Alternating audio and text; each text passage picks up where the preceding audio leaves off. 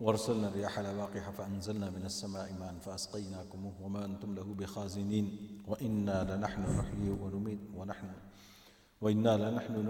ونميت ونحن الوارثون ولقد علمنا المستقدمين منكم ولقد علمنا المستأخرين وإن ربك هو يحشرهم إنه حكيم عليم ولقد خلقنا الإنسان من صلصال من حمأ مسنون والجان خلقناه من قبل من نار السموم وإذ قال ربك للملائكة إني خالق بشرا من صلصال من حمأ مسنون فإذا سويته ونفخت فيه من روحي فقعوا له ساجدين فسجد الملائكة كلهم أجمعون إلا إبليس أبى أن يكون مع الساجدين صدق الله العظيم۔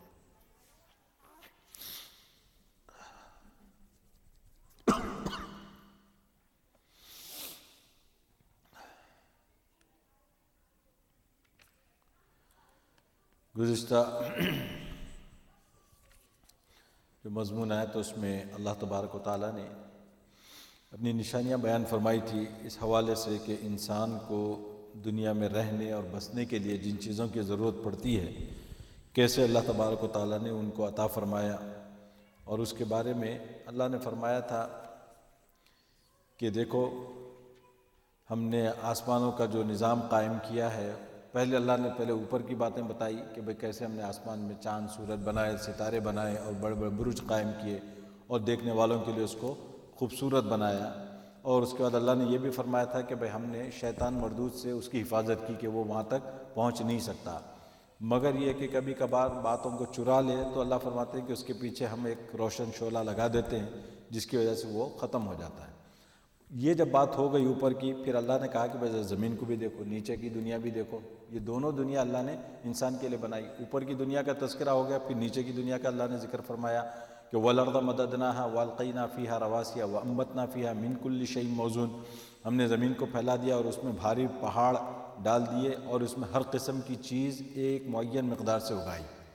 یہاں سے بات ہوئی تھی ہماری آیت نمبر 19 سے، گزشتہ جو بات چلی تھی کہ کس طریقے سے اللہ تبارک و تعالیٰ نے زمین کو پھیلایا اور کیسے جو ہے نا اس کی جو یعنی بناوٹ ایسی رکھی، اس کی رفتار اور اس کی جو جتنا آپ سائنس میں جائیں گے اتنا ہی زیادہ اللہ کی قدرت سامنے آتی جائے گی انسان کے کہ کیسے اللہ تبارک و تعالیٰ نے اس کو بنایا ہے۔ وَأَلْقَيْنَا فِيهَا رَوَاسِيَ، اور فرمایا کہ پہاڑ بھی ہم نے رکھ دیے، اور پہاڑوں کو جو ہے نا اللہ تبارک و تعالیٰ نے اس زمین کے بیلنس کو قائم رکھنے کے لیے، جیسے اب خیمہ جب ہم لگاتے ہیں تو اس کو سنبھالنے کے لیے، اس کو ٹانگنے کے لیے جیسے کھوٹے گاڑتے ہیں، اسی طریقے سے وَأَنبَتْنَا فِيهَا مِنْ كُلِّ شَيْءٍ مَوْزُونٍ، اور اللہ فرماتے ہیں کہ اور ہر ایک چیز ہم نے جو اس میں اگائی ہے، اللہ فرماتے ہیں کہ وہ ایک اندازے سے اگائی ہے۔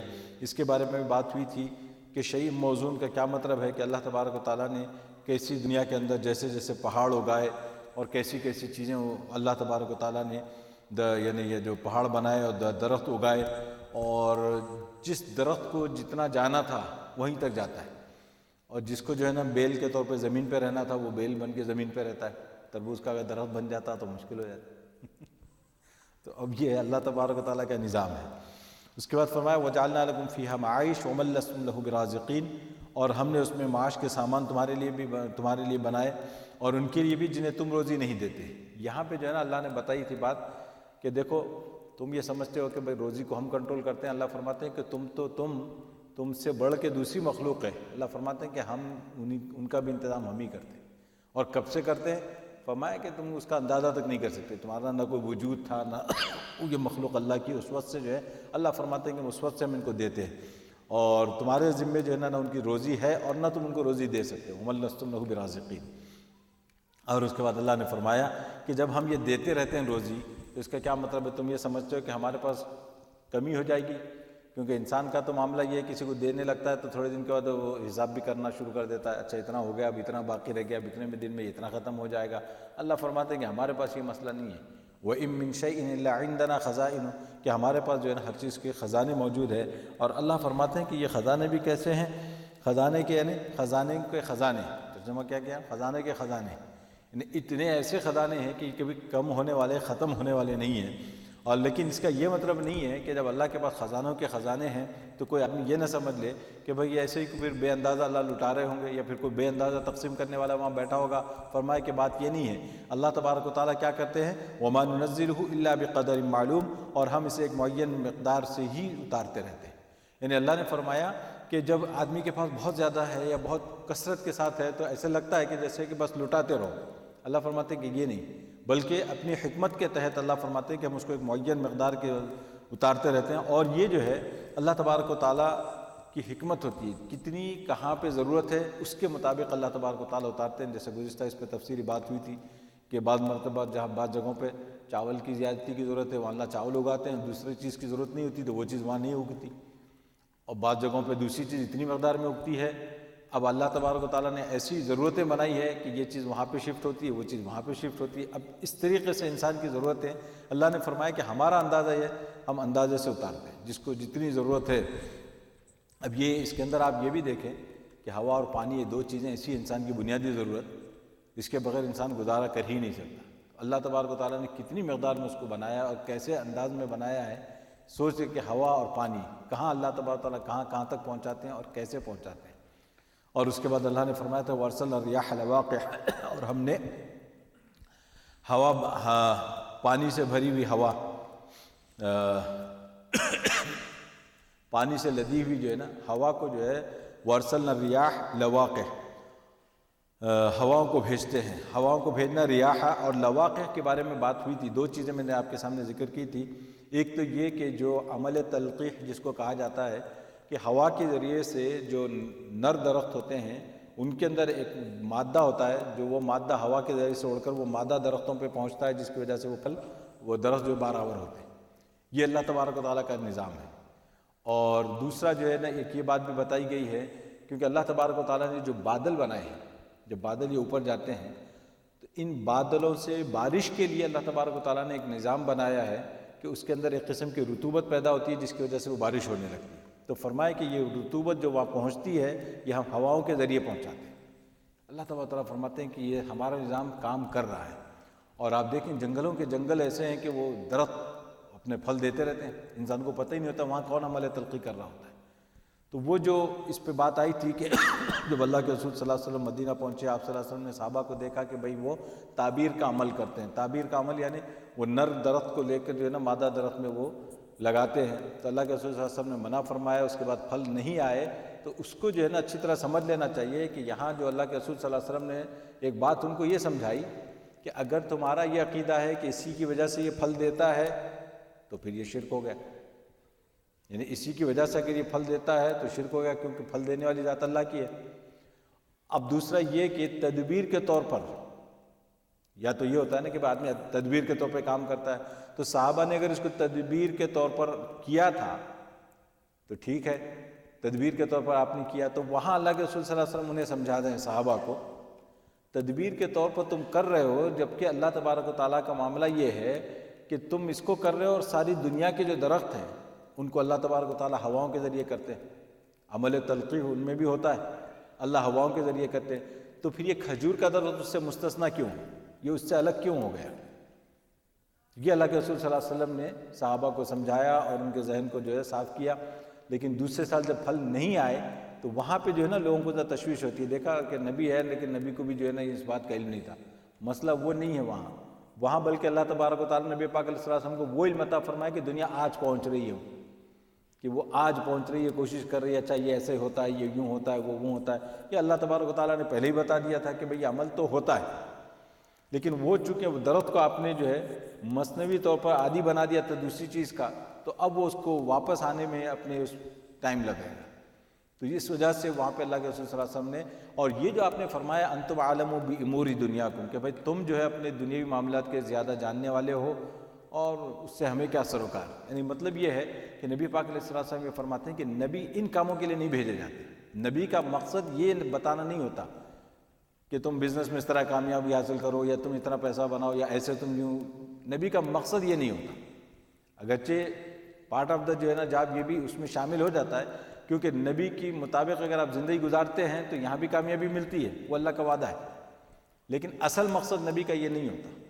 تو اس لیے آپ نے فرمایا کہ بھئی دنیاوی معاملات کو تم اپنے ساتھ رکھو، ہاں دین کی جہاں بات ہے، دین کا جو معاملہ ہوگا وہ اللہ کے رسول صلی اللہ علیہ وسلم کی اصل ذمہ داریوں میں ہے۔ تو اس وجہ سے جو ہے نا یہ ذرا، کیونکہ لاسٹ ٹائم شاید بات اس کو پوری نہیں ہو سکی تھی، تو اس وجہ سے میں اس کو وضاحت کے ساتھ تو لواقع کا مطلب یہ باراور اور یہ ہری ہوئی لدی ہوئی پانی سے لدی ہوئی ہوائیں، یہ سب کچھ اس کے اندر آ جاتا ہے۔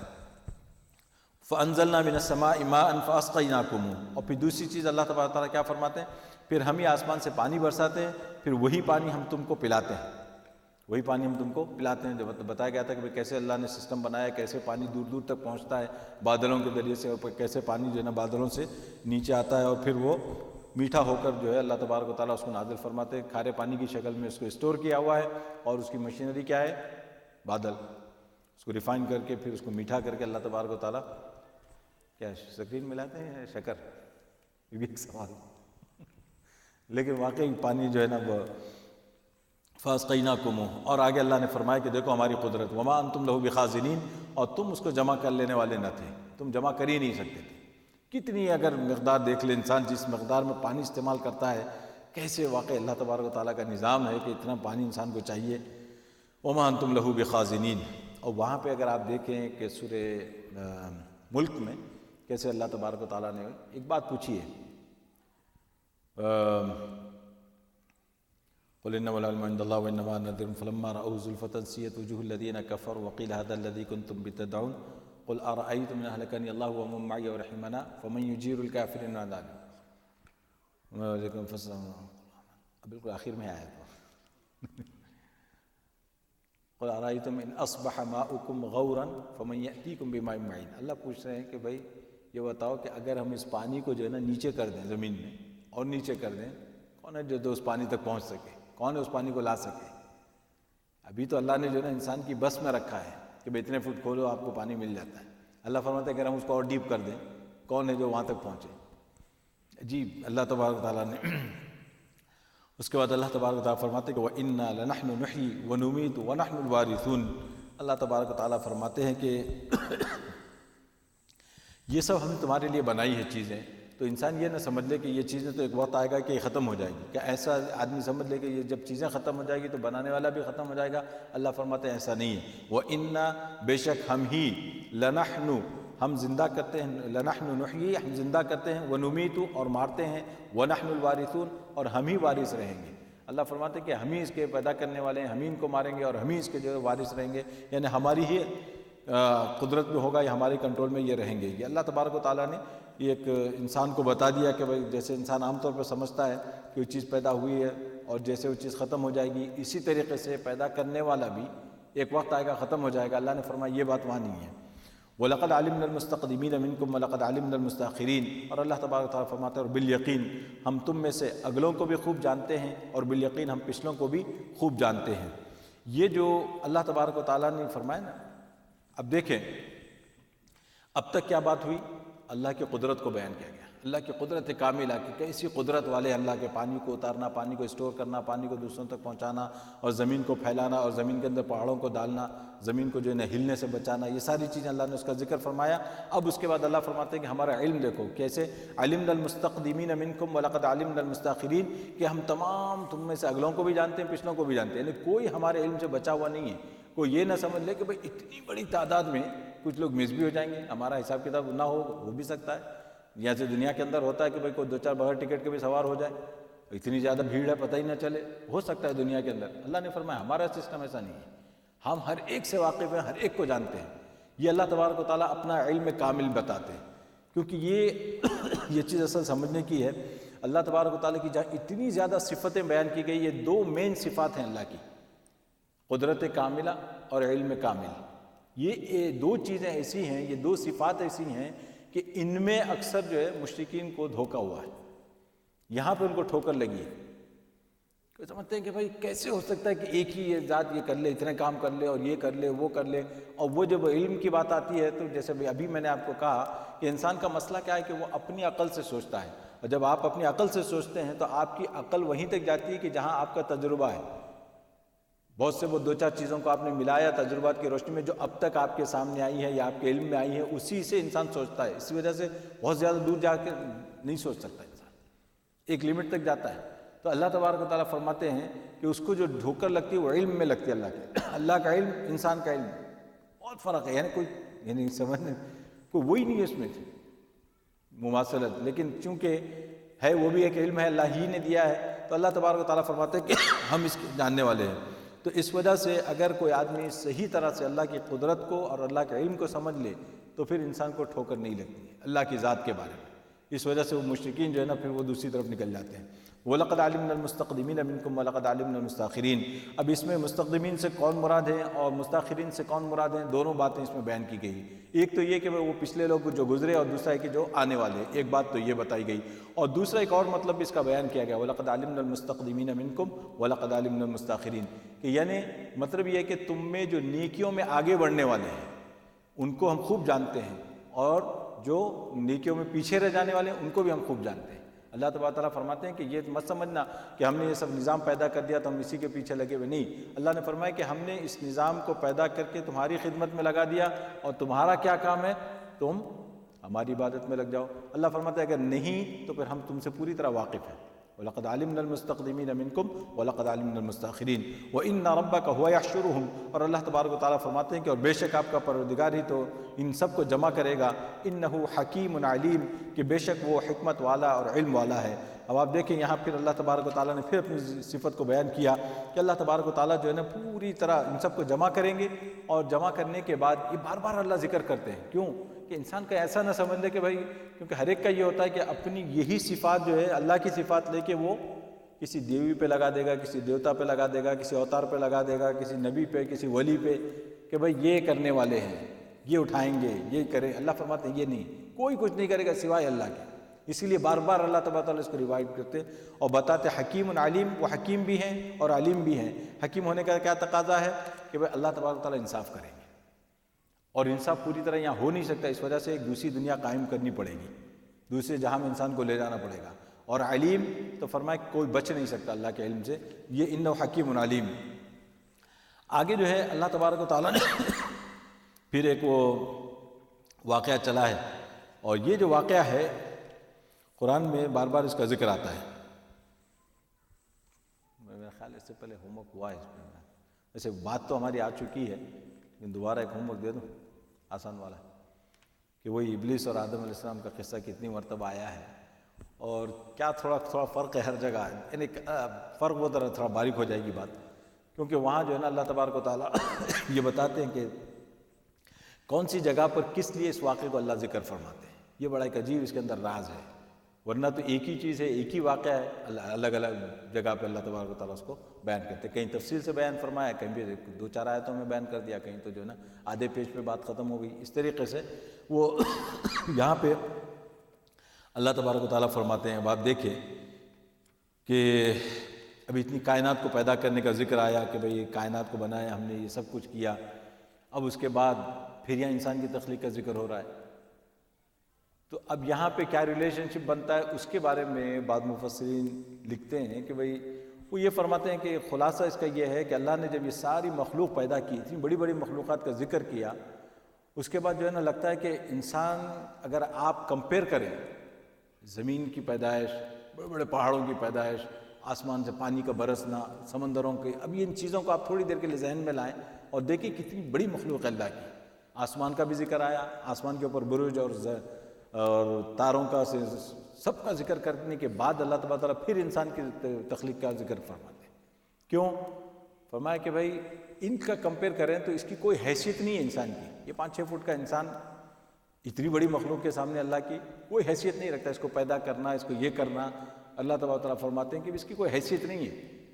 اور پھر اللہ فرماتے ہیں کہ جب ہم نے اس سب کو پیدا کر دیا اور اب اللہ تبارک تعالیٰ نے یہ بتا دیا کہ بھائی ہم نے ان کو پیدا کیا ہے اور ہم ہی جو ہے اس کے نظام کو ختم بھی کرنے والے ہیں۔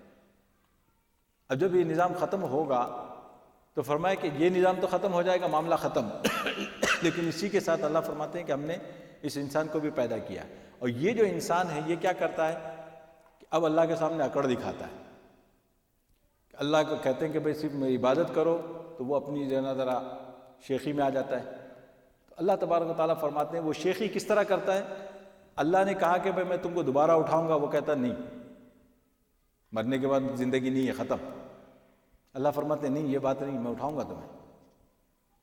تو اب جو ہے نا وہ انسان جو اپنی اکڑ فون دکھاتا ہے، اللہ تبارک و تعالیٰ یہاں اس کو یہ سمجھانا چاہتے ہیں کہ بھئی دیکھو، جس زمین کو ہم نے بنایا، جس زمین کو ہم نے پھیلایا، جس کا بھی ذکر آیا، اور جس مٹی کو تم رونتے ہو زندگی بھر، جس پہ تم چلتے ہو، جس کی کوئی حیثیت تمہارے پاس نہیں ہے، اللہ تبارک و تعالیٰ آگے جو ذکر فرما رہے ہیں نا، یہاں پہ جو ہے نا اس کو ذکر فرمایا کہ اب آپ دیکھیں انسان کی پیدائش کا ذکر ہے یہاں پہ، اصلیت دیکھیں انسان کی کہاں سے ہے، انسان چلا کہاں سے اصل میں۔ اللہ نے فرمایا کہ اسی مٹی سے ہم نے بنایا جس کو تم ابھی روند رہے ہو، جس پہ تم چل پھر رہے ہو، اسی مٹی سے ہم نے تمہیں بنایا ہے۔ تم اسی کو اگر غور کر لیتے تو تمہیں یہ بات اچھی طرح واضح ہو جاتی کہ جس مٹی میں کوئی جان نظر نہیں آتی، یہ مٹی مٹی لگتی ہے، اگر آپ اس میں دیکھیں تو کوئی انسان نہیں پیدا ہو سکتا اس سے۔ اللہ فرماتے اسی سے ہم نے تمہیں بنایا ہے، اور تم مرنے کے بعد اسی میں مل جاؤ گے، اسی میں رل مل جاؤ گے۔ اللہ فرماتے ہیں کہ پھر اس سے دوبارہ پیدا کرنا ہمارے لیے کیا مسئلہ ہے؟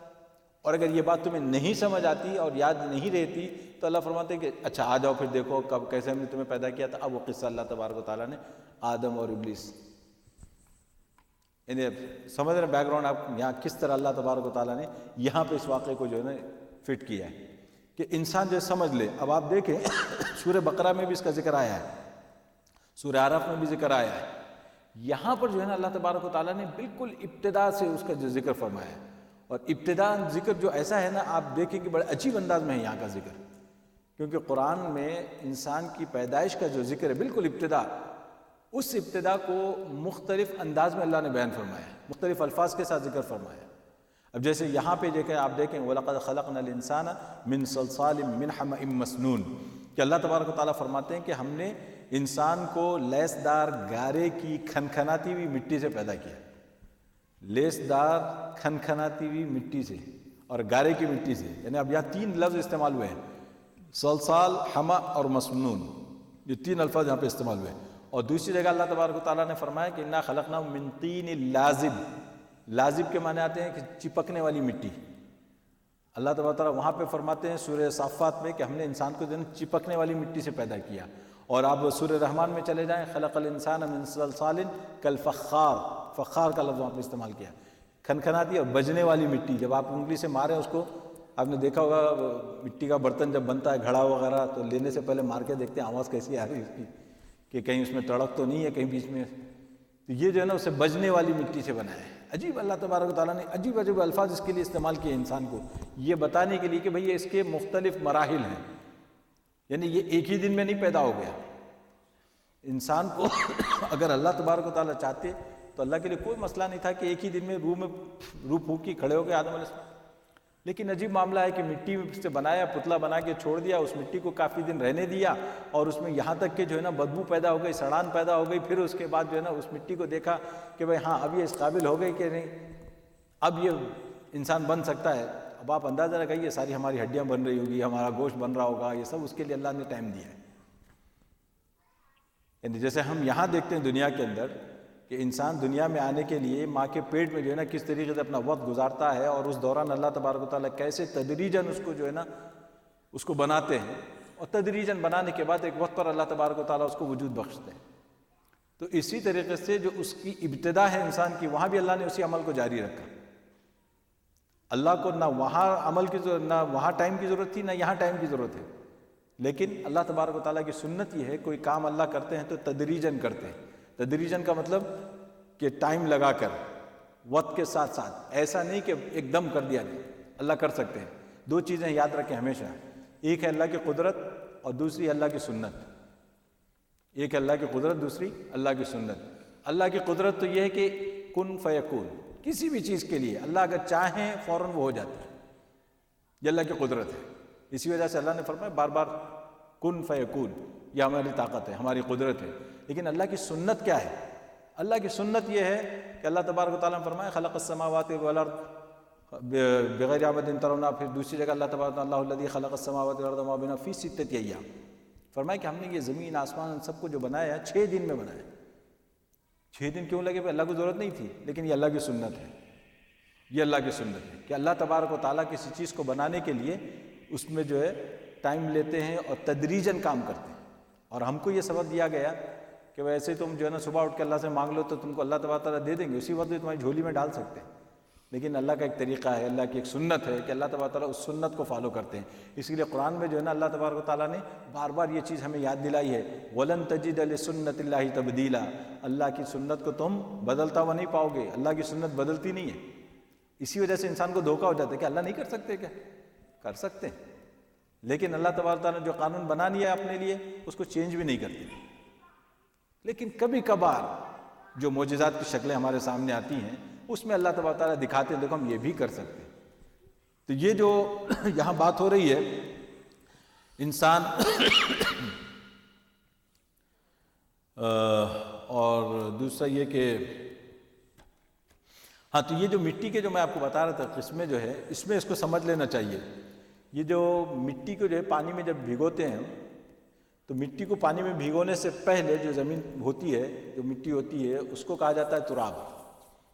تراب خلقنا من، یہ تراب کا بھی لفظ آتا ہے. حدیث کے الفاظ اس وقت ذہن میں نہیں آ رہے. کلکم آدم و آدم من تراب، اس طرح کے الفاظ اللہ کے رسول صلی اللہ علیہ وسلم نے استعمال فرمائے کہ تم تمام کے تمام آدم علیہ السلام کی اولاد ہو اور آدم مٹی سے بنائے گئے ہیں. وہاں پہ اللہ کے رسول صلی اللہ علیہ وسلم نے تراب کا لفظ استعمال فرمایا. اور قرآن میں جو دوسرے الفاظ آئے ہیں تو اب آپ دیکھیں مٹی کو بھگانے سے پہلے جو ہے وہ مٹی میں پانی میں بھگانے سے پہلے اس کا نام ہے تراب. اور جب پانی میں اس کو بھگو دیا جاتا ہے تو پانی میں بھگونے کے بعد کیا ہوتا ہے، تھوڑے دن اس کو رکھے تو کیچڑ پیدا ہو جاتا ہے. پانی میں جب آپ اس کو بھگو دیتے ہیں مٹی کو تو وہ کیچڑ بن جاتا ہے. اب یہ کیچڑ جو بنتا ہے اس کو کہا جاتا ہے طین. تو یہ نون طین. تو یہ جو تین لازم جو وہاں پہ اللہ نے لفظ استعمال فرمایا وہ. اچھا، اب اس کے بعد دوسرا فرمایا کہ بھائی اب اسی کیچڑ کو آپ کچھ دن تک چھوڑ دیں، ایسے ہی پڑا رہیں اور اس کو جو ہے نا اگر آپ رونتے رہیں یا پھر وہ اگر اس کی طرح استعمال میں رہے یا ایک ہی جگہ پڑا رہے پانی، تو اس کی شکل کیا ہو جائے گی، اس میں جو ہے نا بدبو پیدا ہو جائے گی. وہ پانی اگر اسی طرح وہ ملا ہوا اس کے اندر پڑا ہوا رہ جائے. اور کبھی ایسا ہوتا ہے کہ وہ آپ دیکھیں کہ وقت کے ساتھ ساتھ جو ہے اس کا کلر بھی بدل جاتا ہے، سیاہی مائل ہو جاتا ہے. تو ایسے وقت اس کو کہا جاتا ہے حمأن. یہ یہاں پہ جو اللہ تبارک و تعالیٰ نے لفظ استعمال فرمایا حما کے معنی یہ ہوتے ہیں. اب اس میں جو ہے اس کے بعد حمأ مسنون کا لفظ اللہ نے اور ایک استعمال فرمایا. مسنون کے دو معنی آتے ہیں. مسنون کے ایک معنی تو وہ ہے کہ جس کے اندر بدبو آ جائے، یعنی بدبو پیدا ہو جائے اس مٹی کے اندر، یہ بھی ہوتا ہے. اور مسنون کے دوسرے معنی یہ ہوتے ہیں کہ جس کو کسی قالب میں ڈھال دیا گیا ہو، اس کی کوئی شکل دے دی گئی ہو. مثال کے طور پر آپ پتلا آپ نے بنا لیا، انسان کا پتلا بنا دیا، اب یہ حمأ سے جا کے اب مسنون بن گیا. تو یہ جو ہے انسان کی ایک اور ایک شکل ہو گئی. اب اس کے بعد یہ بن تو گیا، بننے کے بعد اس کو آپ چھوڑ دیتے تو کیا ہوتا ہے کہ وہ پھر خشک ہو جاتا ہے. اب جب یہ خشک ہو جاتا ہے تو اس وقت اس کو سلسال کہا جاتا ہے. تو اب دیکھیں یہاں اللہ تبارک و تعالیٰ نے الفاظ یہ سب استعمال فرمائے ہیں کہ یہ سلسال. اور آخر میں جو ہے جو کل فخار، یہ جو سورہ رحمان میں جو لفظ استعمال کیا اللہ تبارک و تعالیٰ نے، فخار کا مطلب یہ ہے کہ جب آپ اس کو آگ میں پکا لیتے ہیں، جب آگ میں پکا لیا جاتا ہے اس مٹی کو بنانے کے بعد، مٹی کے برتن کو، مٹی کی جو بھی چیز آپ بناتے ہیں اس کو آگ میں پکا لیتے ہیں تو پھر اس میں مضبوطی آ جاتی ہے، اس کو کہا جاتا ہے فخار. تو اب یہ جو ہے نا مٹی کے الگ الگ نام ہیں. تو یہ الگ الگ ناموں کی وجہ سے کسی آدمی کو یہ شبہ نہ ہو کہ کہیں قرآن یہ کہہ رہا ہے، کہیں وہ کہہ رہا ہے، کہیں یہ کہہ رہا ہے. یہ ریالٹی جو ہے اس کی یہ ہے کہ اس کے مختلف اسٹیجز ہیں. یہ اسٹیجز ہیں، پہلے یہ ہے، پھر دوسرا یہ، پھر تیسرا اسٹیج، پھر چوتھا اسٹیج. اس طریقے سے اللہ تبارک و تعالیٰ نے یہ مختلف الفاظ استعمال فرمائے ہیں. اب آپ دیکھیں یہاں پہ اللہ تبارک و تعالیٰ کیا فرماتے ہیں، وَلَقَدْ خَلَقْنَا الْإِنسَانَ مِنْ صَلْصَالٍ مِّنْ حَمَإٍ مَسْنُونٍ. اور بالیقین ہم نے انسان کو لیسدار گارے کی کھنکھناتی ہوئی مٹی سے پیدا کیا ہے. تو اب یہ وہاں پہ کیا ترجمہ، وہاں کا ترجمہ ان کا مزیدار ہوتا ہے.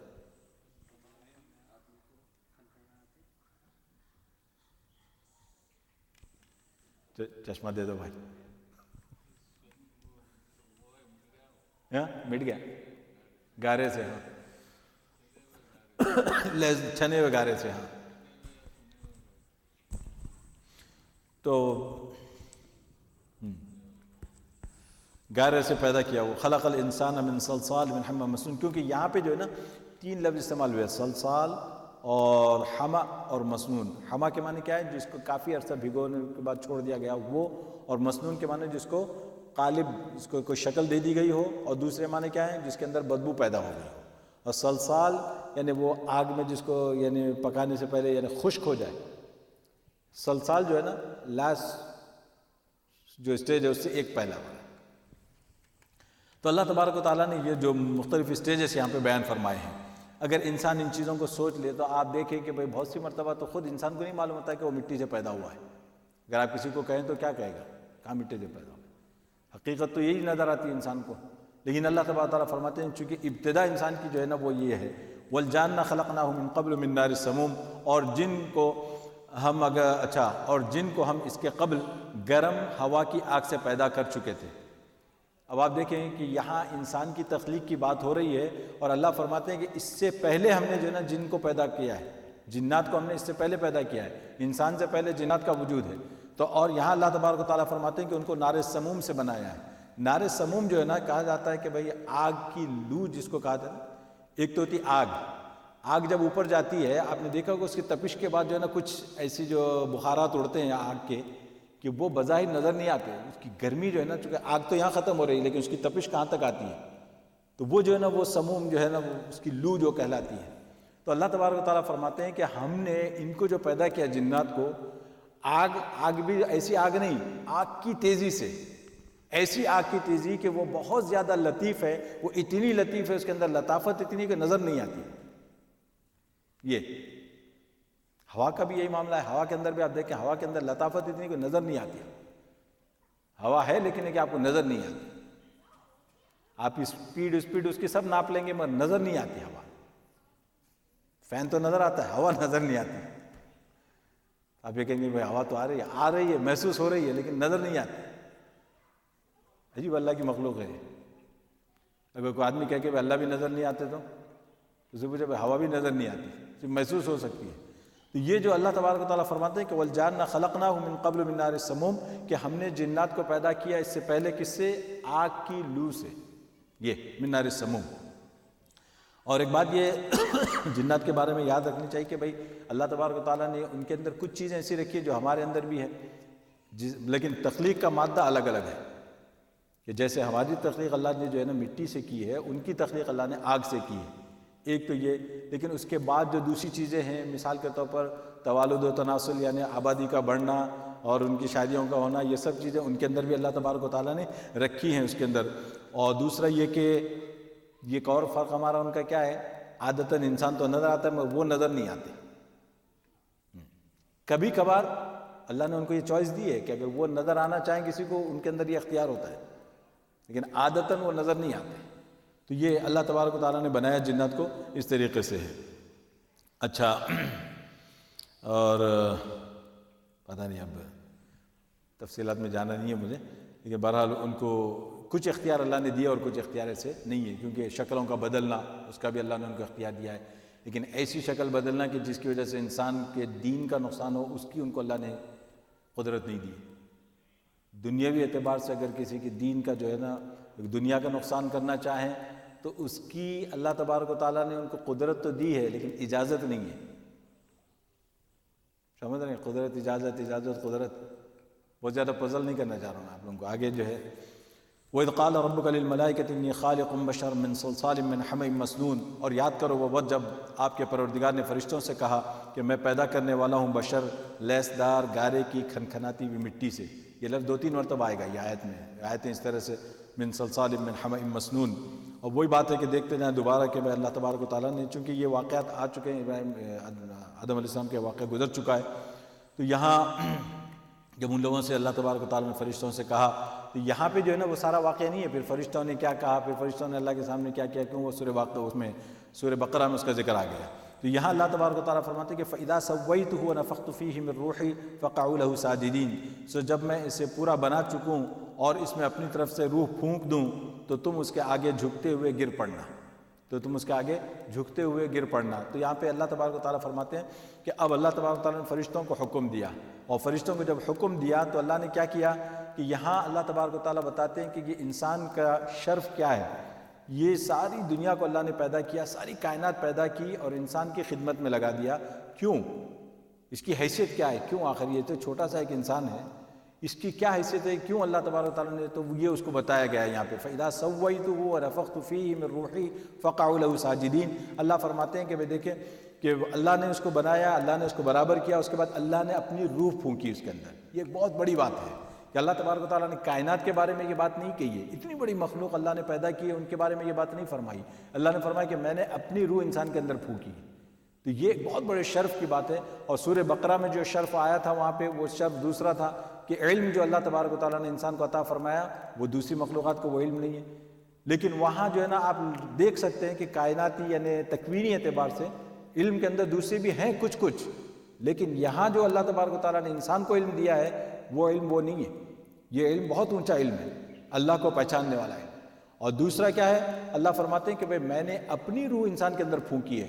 یہ بہت بڑی تعظیم کی بات ہے۔ اور ایک بات یاد رکھیں کہ جب اللہ نے یہ فرمایا کہ میں نے اپنی روح پھونکی تو کوئی آدمی یہ نہ سمجھ بیٹھے کہ بھئی اس میں اللہ ہی کی روح ہے لہذا سب ابن اللہ ہو گئے، سب اللہ کے بیٹے بن گئے۔ یہ بات نہیں ہے کہ وہاں سے بھی شبہ ہوا تھا لوگوں کو حضرت عیسیٰ علیہ السلام کے بارے میں۔ حضرت عیسیٰ علیہ السلام کے بارے میں بھی اللہ نے یہی فرمایا نا، کیونکہ والد نہیں تو اللہ نے فرمایا کہ بھئی میں اپنی روح اللہ نے ان کے اندر پھونکی ہے، اس لیے ان کو روح اللہ بھی کہا جاتا ہے۔ جب یہ روح اللہ ان کو کہا جاتا ہے، جب آپ یہ کہیں کہ ان کے اندر اللہ کی روح ہے تو اللہ تو یہ کہتے ہیں میں نے آدم کے اندر بھی پھونکی ہے، سب آدم کے بیٹے سب اللہ کے بیٹے ہوئے ہیں۔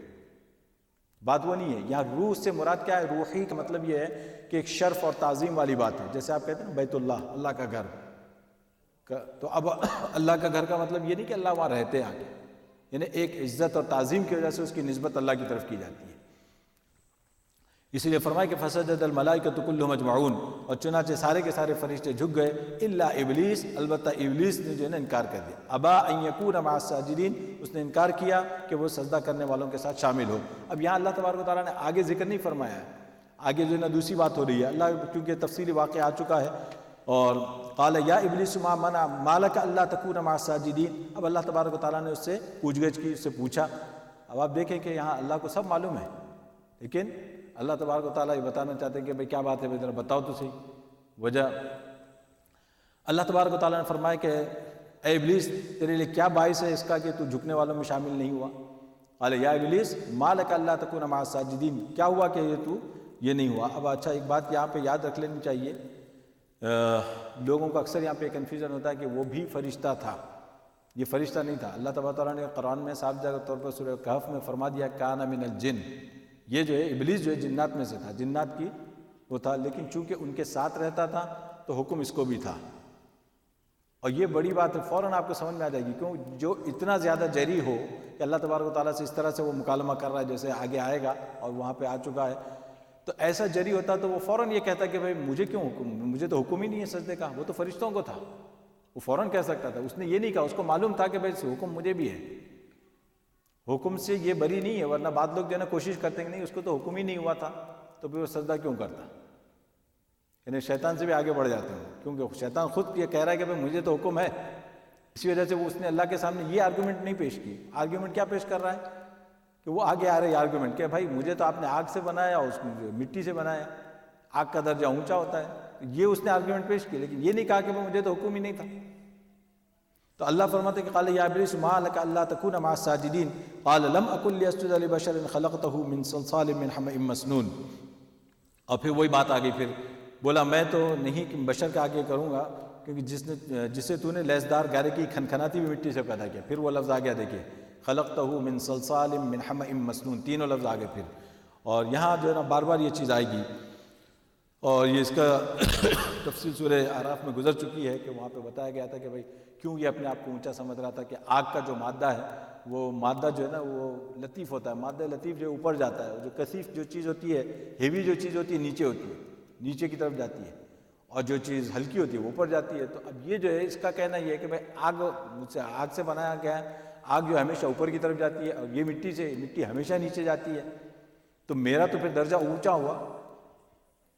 اب آپ دیکھیں کہ بھئی یہ درجہ اس نے کس کے اس اعتبار سے نہیں دیکھا اس نے کہ بھئی یہاں پہ تو اس نے پیدائش کو تو دیکھ لیا، اس نے یہ نہیں دیکھا کہ بھئی حکم کس کا ہے، یعنی حکم کی طرف اس کی توجہ نہیں گئی اپنی۔ یہ جو بہت سی مرتبہ کیا ہوتا ہے کہ یہ وہی بات ہے، لیکن انسان کے اندر بھی یہ چیز آ گئی ہے کہ اپنی اس کو دیکھتا ہے کہ بھئی اپنی میں فلاں قبیلے سے ہوں، فلاں خاندان سے ہوں، یا فلاں فیملی سے میرا تعلق ہے، یہ چیزیں جو ہے نا وہی ہے جو شیطان نے کہا تھا، بالکل وہی ایگزیکٹلی وہی بات ہے۔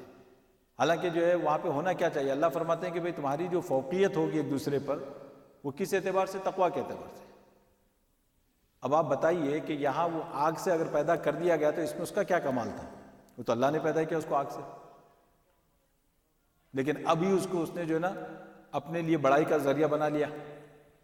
اسی طریقے سے کسی ملک میں پیدا ہو جانا، کسی خاندان میں پیدا ہو جانا، کسی ایسے گھر میں پیدا ہو جانا، انسان اس کو اپنے لیے بنا لے کوئی بڑائی کی چیز، فرمایا کہ بھئی اس میں تمہارا کیا کام ہے، تم نے کیا کیا اس میں، وہ تو اللہ نے تمہیں وہاں پیدا کر دیا۔ تو یہ جو آگے فرمایا کہ قال لم اکن لیسجد لبشر خلقته من صلصال من حمأ مسنون قال فاخرج منها فانك رجیم۔ اللہ تبارک و تعالیٰ نے کہا کہ تو نکل یہاں سے کہ بے شک تو مردود ہے۔ تو یہاں فوراً جو ہے نا اللہ تبارک و تعالیٰ کی طرف سے پھٹکار پڑی اس کو، وَإِنَّ عَلَيْكَ اللَّعْنَةَ إِلَىٰ يَوْمِ الدِّينِ، اور بے شک تیرے اوپر قیامت کے روز تک جو ہے نا اللہ کی طرف سے لعنت رہے گی۔ یہ لعنت کا کیا مطلب ہے؟ لعنت کے معنی اللہ کی رحمت سے دوری کے ہیں، اللہ کی رحمت سے دوری۔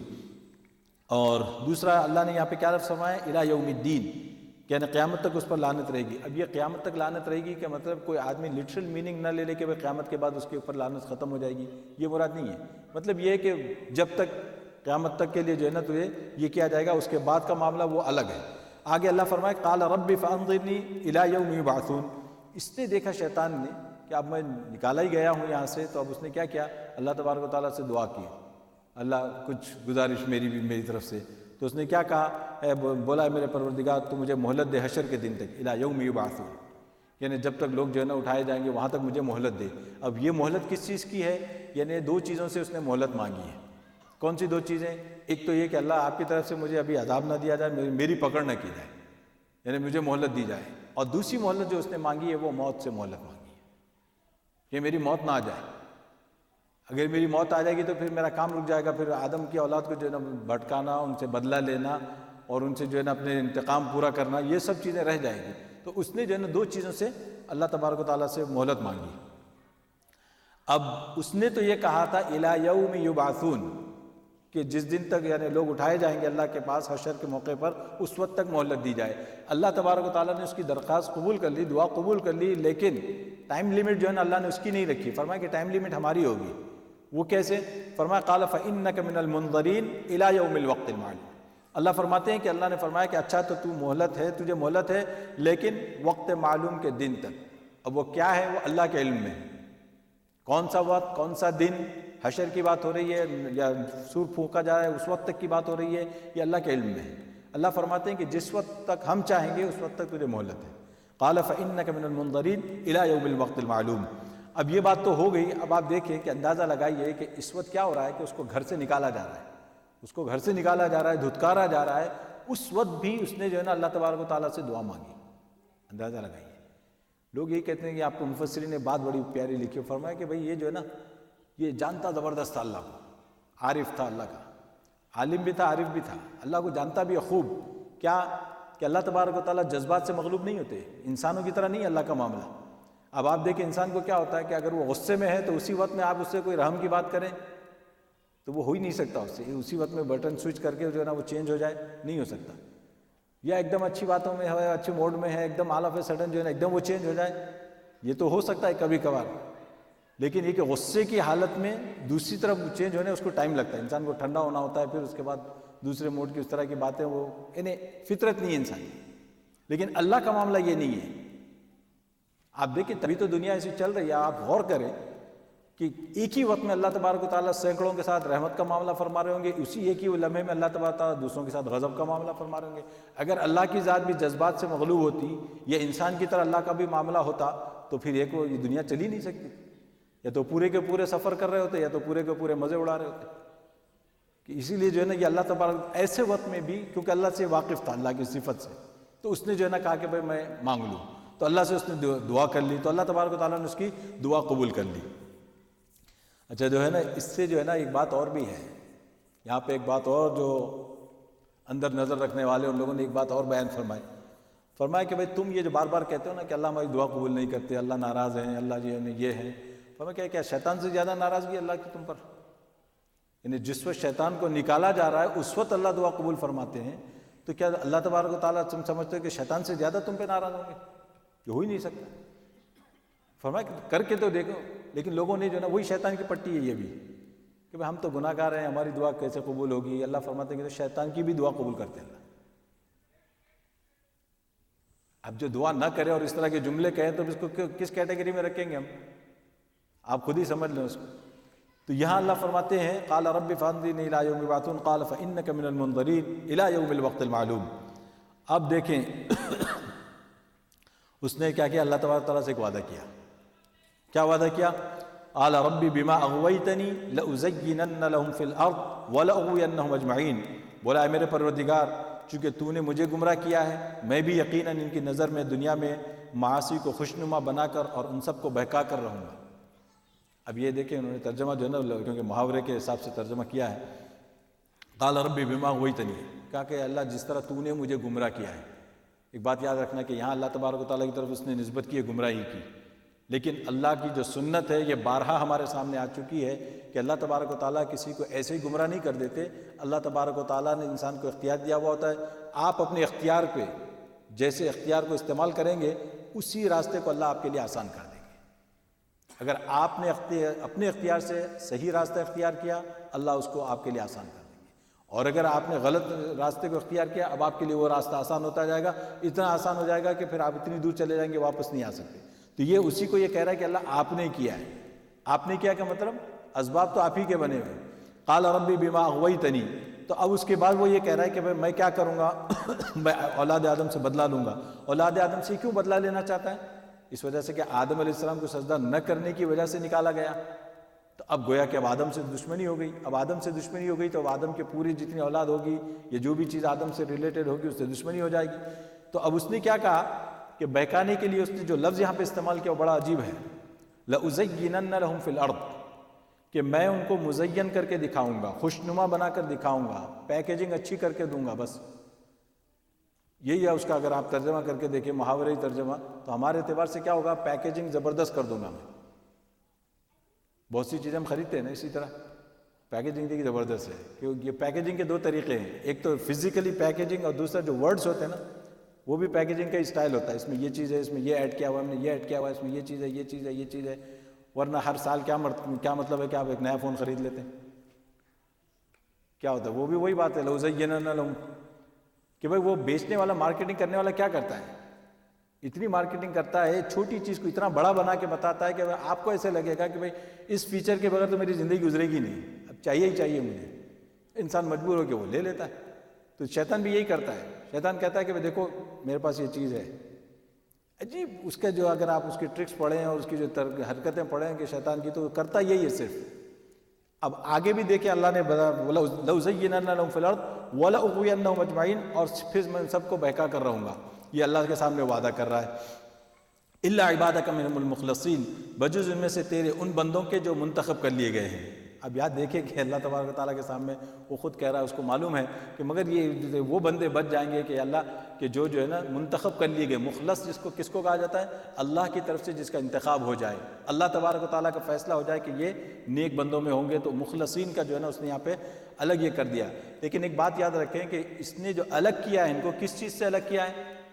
یہ نہیں کہا کہ میں ان کو نہیں بہکاؤں گا، بہکانے سے الگ نہیں کر رہا ہے، بلکہ وہ اس چیز سے ان کو الگ کر رہا ہے کہ میں بہکاؤں گا تو ان کو بھی جال ان پہ بھی پھینکوں گا، لیکن اثر نہیں ہوگا ان پہ، وہ اس کا اثر نہیں لیں گے۔ اور اگر کبھی وہ انسان ہونے کے ناطے اس غلطی میں پڑ بھی جائیں گے تو توبہ کے ذریعے سے، اللہ کی طرف رجوع کرنے کے ذریعے سے فوراً جو ہے نا اس کے اثر کو ظاہر کر دیں گے۔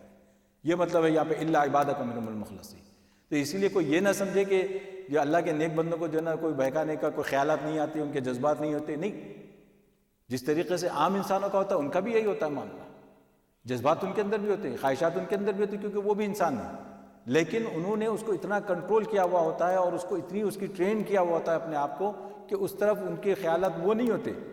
بار بار جو انسان جس فیلڈ میں انسان ہوتا ہے اسی کے خیالات اس کو آتے ہیں بار بار۔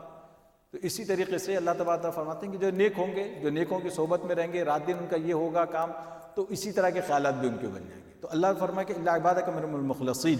اس کے بعد اللہ تبارک و تعالیٰ نے فرمایا قال ھذا صراط علی مستقیم، اللہ نے فرمایا کہ یہ سیدھا راستہ ہے جو مجھ تک پہنچنے والا ہے۔ اب یہ جو اللہ تبارک و تعالیٰ فرماتے ہیں کہ یہ جو یہاں پہ اللہ نے ذکر فرمایا قال ھذا صراط علی مستقیم، کہ فرمایا کہ دیکھو یہ میرا سیدھا راستہ ہے، کا مطلب اللہ تبارک و تعالیٰ نے فرمایا کہ جو اس راستے پر چلے گا یہ راستہ سیدھا مجھ تک پہنچنے والا ہے۔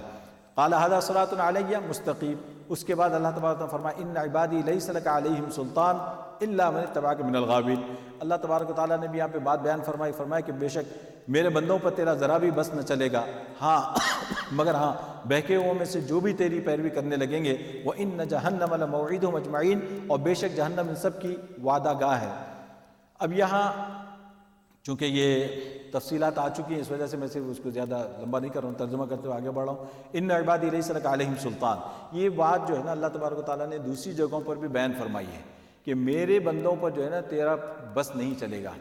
یہ جو یہاں پہ عبادی کے اندر جو نسبت کی نا اللہ تبارک و تعالیٰ نے میرے بندے، یہ اصل چیز دیکھنے کی یہاں پہ میرے بندوں سے کیا مراد ہے۔ اللہ تبارک و تعالیٰ فرماتے ہیں کہ جو نیک بندے ہوں گے ان کو اللہ نے اپنے بندے فرمایا، ان عبادی لیس لک علیہم سلطان، اور یہاں کوئی خاص آپ دیکھیں کہ اس کے بعد کوئی نیک بندے ایسا کوئی ذکر نہیں ہے، فرمایا کہ جو میرے ہوں گے ان پر تیرا بس نہیں چلے گا، الا من اتبعک من الغاوین۔ اس کے بعد فرمایا اللہ تبارک و تعالیٰ نے ہاں کوئی ایسا ہوگا جو تیری پیروی کرے گا تو فرمایا کہ وہ گمراہوں میں سے ہوں گے، الا من اتبعک من الغاوین، جو پیروی کرنے والے ہوں گے۔ اس کے بعد اللہ فرمایا جو پیروی کرنے والے ہوں گے ان کا کیا کام ہوگا، وَإِنَّ جَهَنَّمَ لَمَوْعِدُهُمْ أَجْمَعِينَ، ان کا ٹھکانہ اللہ فرماتے ہیں ان کی وعدہ گاہ کیا ہوگی، جہنم ہوگی۔ اور جہنم کیا چیز ہے، لہا سبعۃ ابواب، اللہ فرماتے ہیں کہ اس کے 7 دروازے ہیں، لِكُلِّ بَابٍ مِّنْهُمْ جُزْءٌ مَقْسُومٌ، اور ہر دروازے کے لیے ان میں سے لوگوں کے لیے الگ الگ حصہ ہے، لوگوں کے لیے الگ الگ حصہ ہے۔ تو یہاں پہ جو ہے نا جہنم کے 7 دروازے کیوں بنائے گئے ہیں، اس کے بارے میں 2 روایتیں یعنی مفسرین نے 2 باتیں بیان فرمائی ہے۔ ایک تو یہ کہا کہ بھائی اتنی زیادہ تعداد ہوگی جہنم میں جانے کی بھی کہ اس کی وجہ سے اس کے ایک دروازے سے کام نہیں چلے گا، تو اللہ تبارک تعالیٰ نے اس کے 7 دروازے بیان کیے۔ اور دوسرا یہ کہ 7 کا لفظ جو ہے عربی میں عام طور پر جو ہے نا کثرت کے لیے استعمال ہوتا ہے کہ بھائی یہ بہت زیادہ اس کے دروازے بنے ہوئے ہیں۔ اور لہا سبعۃ ابواب، بعض حضرات نے فرمایا کہ دیکھیں اللہ تبارک و تعالیٰ نے کیا کیا کہ جنت کے دروازے کتنے بنائے، 8 دروازے، اور جہنم کے 7۔ تو اللہ تبارک تعالیٰ چاہتے ہیں کہ کم سے کم پبلک جائے ادھر، اللہ بھی یہی چاہتے ہیں کہ پبلک کم جائے تو جنت میں جتنے ہو سکیں، کیونکہ اللہ تبارک تعالیٰ نے ایک دروازہ یہاں پہ اضافہ رکھا ہے۔ اور یہ جو 7 دروازے جو بنے ہوئے ہیں، اور یہ جو دروازے ہیں یہ کیسے ہیں، اعمال کے اعتبار سے، اللہ نے چاہتے اس پہ پھر بات کریں گے۔ اللہ تبارک تعالیٰ ہم سب کو عمل کی توفیق عطا فرمائے۔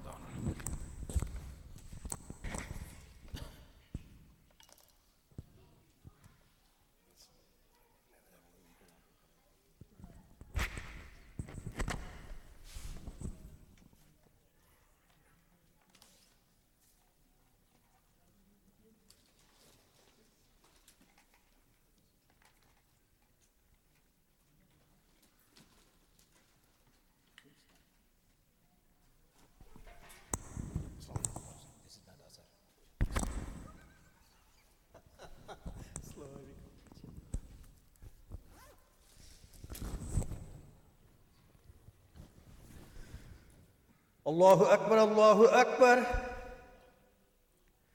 اللہ اکبر، اللہ اکبر۔